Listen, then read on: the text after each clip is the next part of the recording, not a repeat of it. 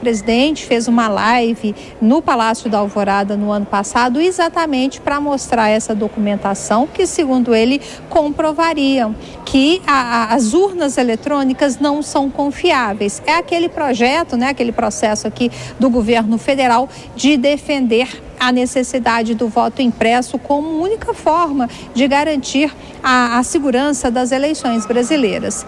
Isso não caiu bem, houve muita reclamação. A Polícia Federal, durante as investigações, apontou a prática de crime. O presidente Jair Bolsonaro teria supostamente divulgado informações de inquéritos sigilosos. O presidente disse que não, que o inquérito não estava com sigilo. A Polícia Federal, na época, informou o seguinte, que todo inquérito da Polícia Federal é sigiloso, não pode ser divulgado. Encaminhou a documentação à Procuradoria-Geral da República, apontando, segundo a Polícia Federal, que teria, sim, havido irregularidades, crimes do presidente Jair Bolsonaro, mas não colocou isso no papel. Não houve um documento formalizando esse posicionamento da Polícia Federal. E é exatamente isso que o ministro Alexandre de Moraes, lá do Supremo Tribunal Federal, está cobrando agora da Polícia Federal. Que se ela apontou aí a possibilidade de prática de crime do presidente Jair Bolsonaro, que eles coloquem isso, formalizem isso em documento para ser encaminhado à Procuradoria-Geral da República, que, no entanto, já pediu o arquivamento desse inquérito. O ministro Alexandre de Moraes, ele resiste em arquivar o inquérito porque ele avalia que houve aí uma tentativa do presidente Jair Bolsonaro, do governo, de tumultuar o processo eleitoral, de desgastar, de desacreditar as urnas eletrônicas e o processo eleitoral como um todo.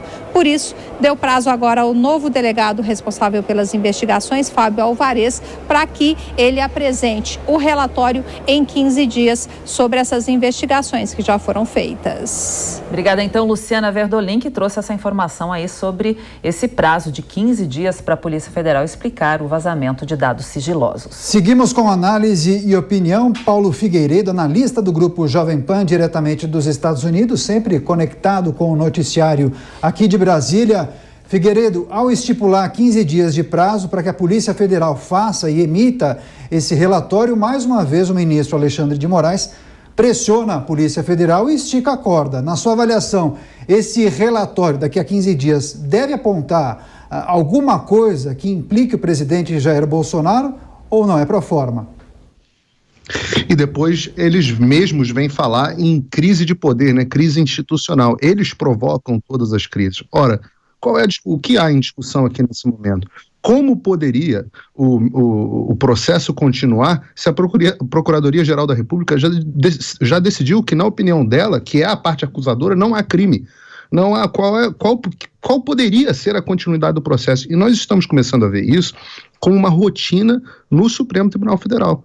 Uma rotina. Já são vários processos, agora há pouco, num outro processo, eu não me lembro mais qual ministro, talvez a Rosa Weber ou a Carmen Lúcia, não faz diferença porque elas são a mesma coisa, estava dizendo que também, apesar da Procuradoria-Geral dizer que não queria prosseguir com a acusação, ela pediu mais uma manifestação, pediu explicações à Procuradoria. Isso não faz o menor sentido. Sem a parte acusadora, não há processo. E a gente pode gostar ou não disso, o Pena gosta de dizer que a PGR não quer investigar nada, quer arquivar tudo. Agora, nessa discussão especificamente sobre a questão do sigilo, o mais importante, que é o objeto dessa história, existe uma discussão de se havia ou não sigilo, a PGR entende que não havia, que os pré-requisitos para o sigilo não haviam sido cumpridos, mas por que precisava haver sigilo?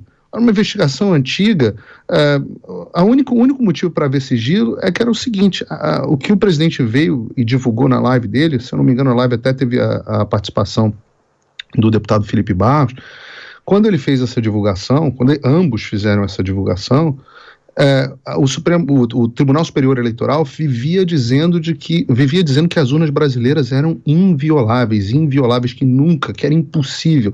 E o que a investigação mostrou é que as urnas eram de fato violáveis e haviam sido violadas e isso havia tido consequências eleitorais.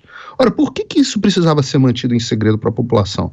Por um motivo muito simples, porque eles precisam insistir na mentira, porque tecnicamente, mentira que as urnas são invioláveis, porque nada no mundo é inviolável. Agora, eu acho curioso, só para encerrar o comentário, que o próprio TSE, que diga que tem um sistema mais avançado do mundo, que é urnas invioláveis, tudo eletrônico maravilhoso, eles não conseguem botar um site no ar para que os eleitores consigam fazer um simples cadastro eleitoral. Né?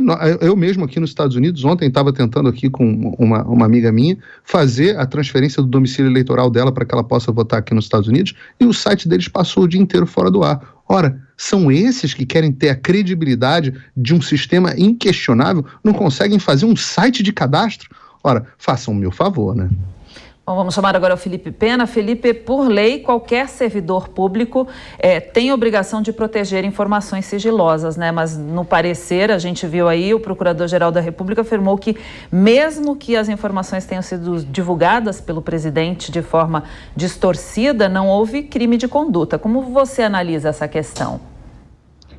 Eu vou me ater a dois aspectos, Cláudia. Primeiro, o parecer da delegada Denise Ribeiro. E ela diz claramente ali que viu indícios de crime no presidente da República e também no deputado Felipe Barros e também no ajudante de ordens do presidente, o major, agora tenente-coronel Cid.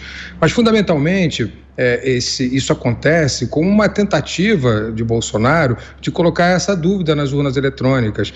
Repare, isso é uma estratégia de quem acha que vai perder as eleições, só por isso, porque as urnas eletrônicas são atacadas dia sim, dia não pelo presidente. E repare, ele foi eleito por essas urnas diversas vezes, ficou 28 anos como deputado eleito pelas urnas eletrônicas, foi eleito presidente da República pelas urnas eletrônicas, os seus filhos foram eleitos pelas urnas eletrônicas.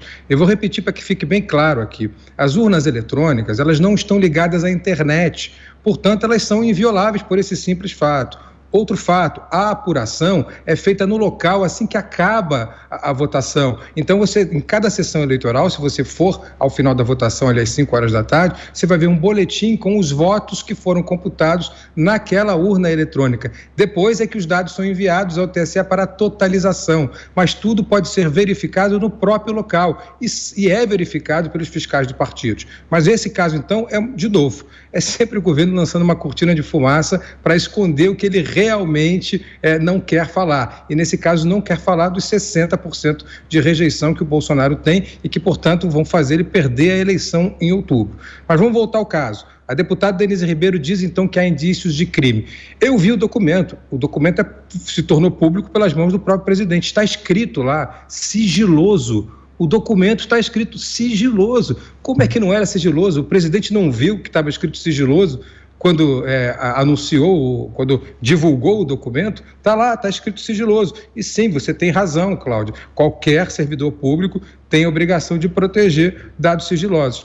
E, por último, a PGR, novamente, o Paulo gosta de lembrar isso, mas ele tem toda a razão, são 75 já as denúncias arquivadas pelo procurador Augusto Aras. Vamos lembrar que havia uma tradição no Brasil de se escolher o Procurador-Geral da República, que é quem apresenta denúncias contra o presidente, contra ministros de Estado, a partir de uma lista tríplice. Bolsonaro ignorou isso e escolheu Augusto Aras para ter essa proteção. Então, este não é um governo sem corrupção, sem crimes. Este é um governo sem investigação, porque o Procurador-Geral da República não investiga, ele arquiva. E, por isso, o presidente não responde pelos seus crimes, entre eles este vazamento de dados sigilosos, que, como disse a Denise Ribeiro, delegada da Polícia Federal, tem fortes indícios de crime. Precisa ser investigado, precisa ser rigorosamente apurado e precisa ser punido. Mas, para isso, também é preciso que este Procurador-Geral da República apresente denúncia. E isso não vai acontecer, porque ele se coloca sempre como o engavetador geral da República.